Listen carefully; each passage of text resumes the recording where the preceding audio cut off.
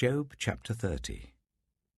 But now they mock me, men younger than I, whose fathers I would have disdained to put with my sheepdogs. Of what use was the strength of their hands to me, since their vigour had gone from them? Haggard from want and hunger, they roamed the parched land in desolate wastelands at night. In the brush they gathered salt herbs, and their food was the root of the broom bush. They were banished from human society, shouted at as if they were thieves. They were forced to live in the dry stream beds, among the rocks and in holes in the ground. They brayed among the bushes and huddled in the undergrowth. A base and nameless brood, they were driven out of the land. And now those young men mock me in song. I have become a byword among them. They detest me and keep their distance. They do not hesitate to spit in my face. Now that God has unstrung my bow and afflicted me, they throw off restraint in my presence. On my right, the tribe attacks. They lay snares for my feet. They build their siege ramps against me. They break up my road. They succeed in destroying me. No one can help him, they say. They advance as through a gaping breach. Amid the ruins they come rolling in. Terrors overwhelm me. My dignity is driven away as by the wind. My safety vanishes like a cloud. And now my life ebbs away. Days of suffering grip me. Night pierces my bones. My gnawing pains never rest. In his great power, God becomes like clothing to me. He binds me like the neck of my garment. He throws me into the mud, and I am reduced to dust and ashes. I cry out to you, God, but you do not answer. I stand up, but you merely look at me. You turn on me ruthlessly. With the might of your hand you attack me. You snatch me up and drive me before the wind. You toss me about in the storm. I know you will bring me down to death, to the place appointed for all the living. Surely no one lays a hand on a broken man when he cries for help in his distress. Have I not wept for those in trouble? Has not my soul grieved for the poor? Yet when I hoped for good, evil came. When I looked for light, then came darkness. The churning inside me never stops. Days of suffering confront me. I go about blackened, but not by the sun. I stand up in the assembly and cry for help.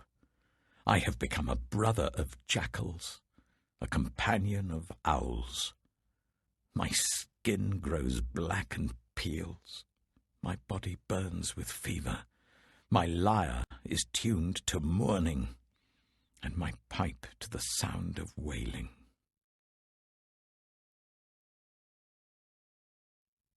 Job chapter 31.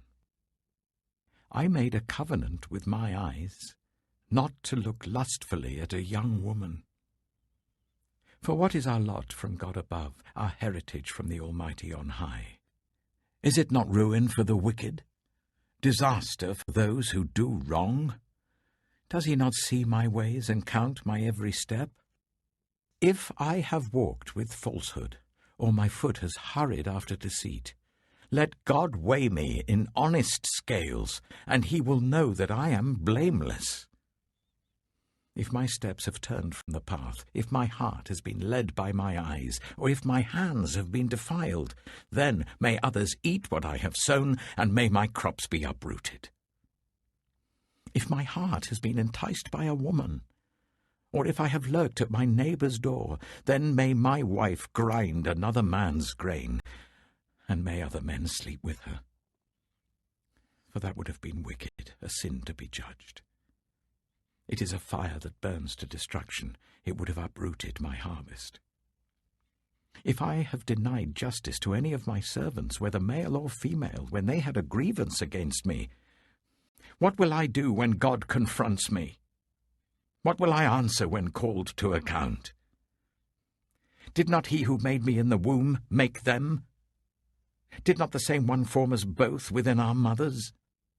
If I have denied the desires of the poor, or let the eyes of the widow grow weary, if I have kept my bread to myself, not sharing it with the fatherless, but from my youth I reared them as a father would, and from my birth I guided the widow, if I have seen anyone perishing for lack of clothing, or the needy without garments, and their hearts did not bless me for warming them with the fleece from my sheep, if I have raised my hand against the fatherless, knowing that I had influence in court, then let my arm fall from the shoulder, let it be broken off at the joint. For I dreaded destruction from God, and for fear of his splendor I could not do such things. If I have put my trust in gold, or said to pure gold, you are my security, if I have rejoiced over my great wealth, the fortune my hands had gained, if I have regarded the sun in its radiance, or the moon moving in splendor, so that my heart was secretly enticed and my hand offered them a kiss of homage, then these also would be sins to be judged, for I would have been unfaithful to God on high. If I have rejoiced at my enemy's misfortune, or gloated over the trouble that came to him, I have not allowed my mouth to sin by invoking a curse against their life. If those of my household have never said, who has not been filled with Job's meat? But no stranger had to spend the night in the street, for my door was always open to the traveller. If I have concealed my sin, as people do, by hiding my guilt in my heart, because I so feared the crowd and so dreaded the contempt of the clans, that I kept silent and would not go outside. Oh, that I had someone to hear me! I sign now my defence. Let the Almighty answer me. Let my accuser put his indictment in writing. Surely I would wear it on my shoulder. I would put it on like a crown. I would give him an account of my every step. I would present it to him as to a ruler. If my land cries out against me, and all its furrows are wet with tears, if I have devoured its yield without payment, or broken the spirit of its tenants, then let briars come up instead of wheat, and stinkweed instead of barley. The words of Job are ended.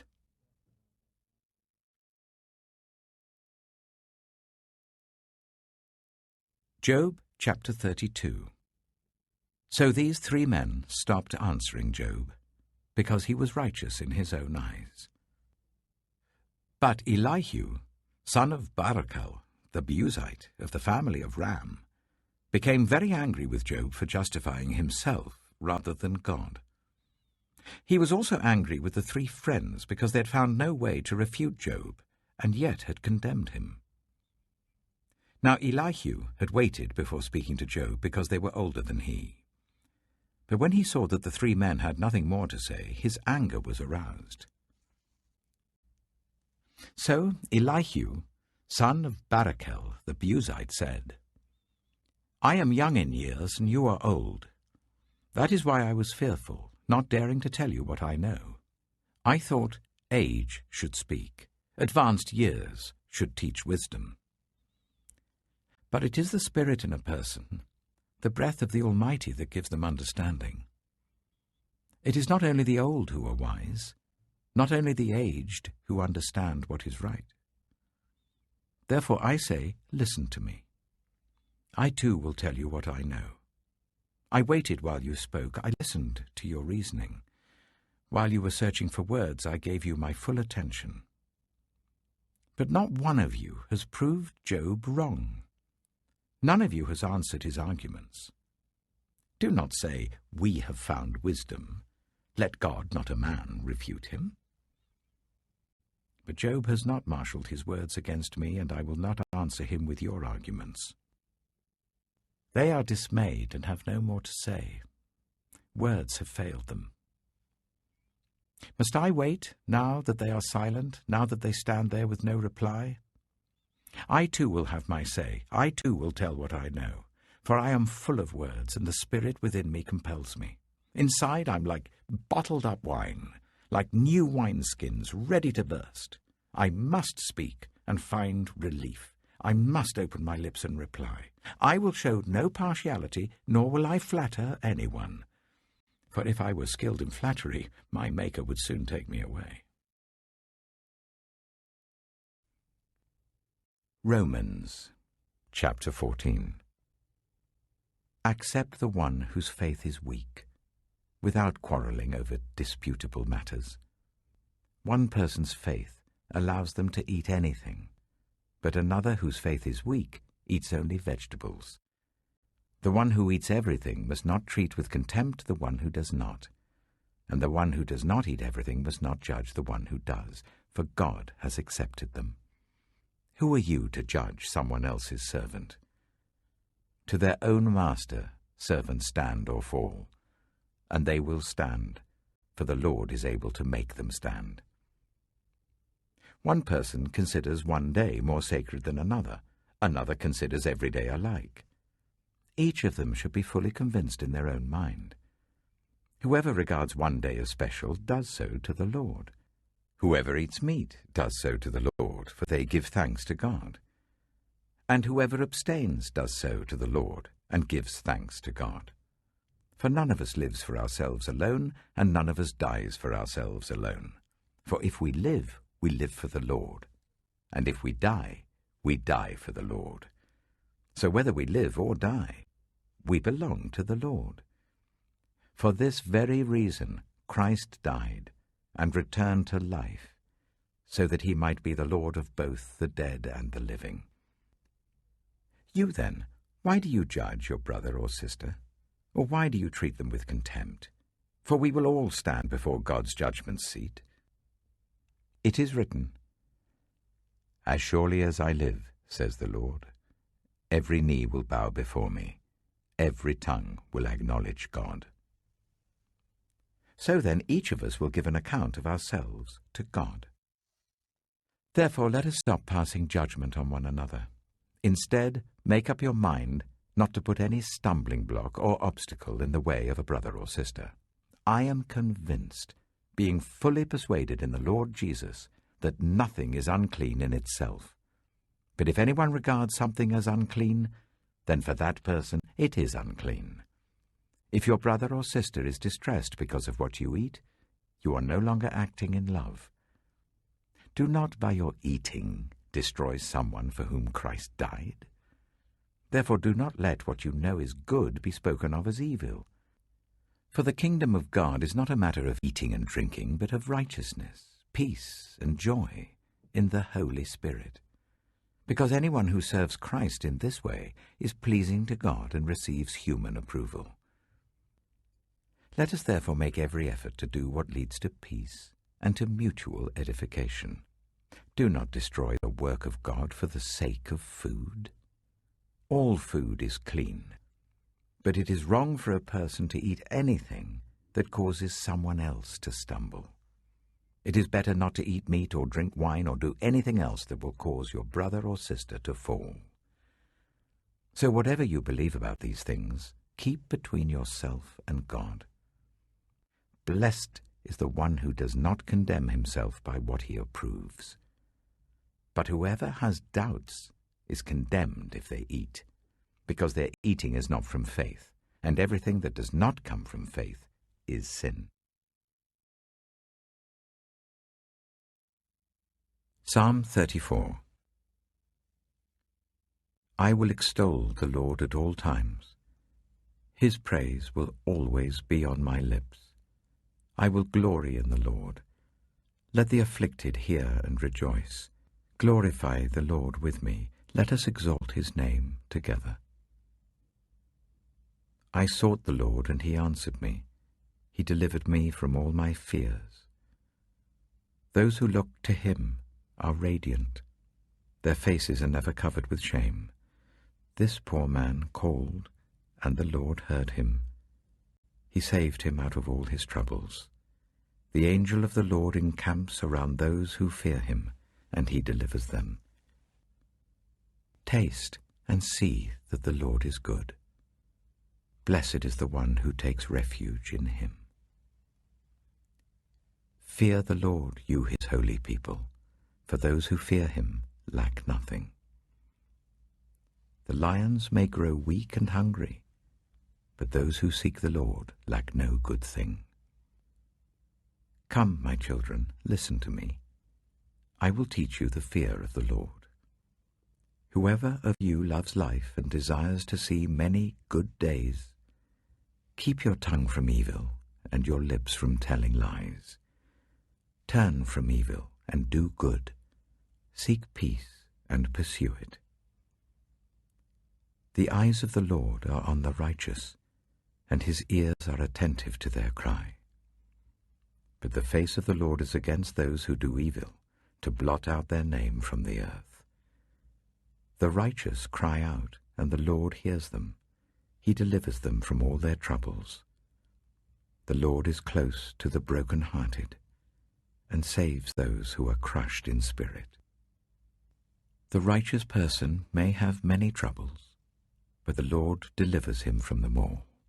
He protects all his bones. Not one of them will be broken. Evil will slay the wicked. The foes of the righteous will be condemned. The Lord will rescue his servants. No one who takes refuge in him will be condemned. Proverbs chapter 29. Whoever remains stiff-necked after many rebukes will suddenly be destroyed, without remedy. When the righteous thrive, the people rejoice. When the wicked rule, the people groan. A man who loves wisdom brings joy to his father, but a companion of prostitutes squanders his wealth. By justice, a king gives a country stability, but those who are greedy for bribes tear it down. Those who flatter their neighbors are spreading nets for their feet. Evildoers are snared by their own sin, but the righteous shout for joy and are glad. The righteous care about justice for the poor, but the wicked have no such concern. Mockers stir up a city, but the wise turn away anger. If a wise person goes to court with a fool, the fool rages and scoffs, and there is no peace. The bloodthirsty hate a person of integrity and seek to kill the upright. Fools give full vent to their rage, but the wise bring calm in the end. If a ruler listens to lies, all his officials become wicked. The poor and the oppressor have this in common: the Lord gives sight to the eyes of both. If a king judges the poor with fairness, his throne will be established forever. A rod and a reprimand impart wisdom, but a child left undisciplined disgraces its mother. When the wicked thrive, so does sin, but the righteous will see their downfall. Discipline your children, and they will give you peace. They will bring you the delights you desire. Where there is no revelation, people cast off restraint, but blessed is the one who heeds wisdom's instruction. Servants cannot be corrected by mere words. Though they understand, they will not respond. Do you see someone who speaks in haste? There is more hope for a fool than for them. A servant pampered from youth will turn out to be insolent. An angry person stirs up conflict, and a hot-tempered person commits many sins. Pride brings a person low, but the lowly in spirit gain honor. The accomplices of thieves are their own enemies. They are put under oath and dare not testify. Fear of man will prove to be a snare, but whoever trusts in the Lord is kept safe. Many seek an audience with a ruler, but it is from the Lord that one gets justice. The righteous detest the dishonest. The wicked detest the upright.